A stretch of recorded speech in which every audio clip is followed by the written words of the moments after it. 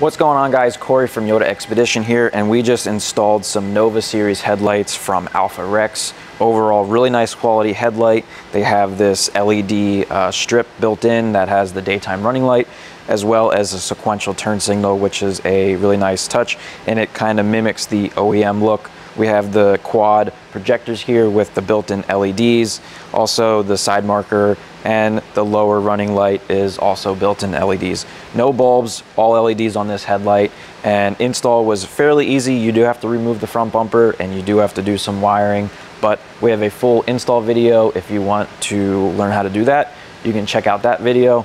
But if you're looking for a set of headlights or taillights, head over to yodaexpedition.com and check out what we have. And remember, with Yoda Expedition, your expedition is on the horizon.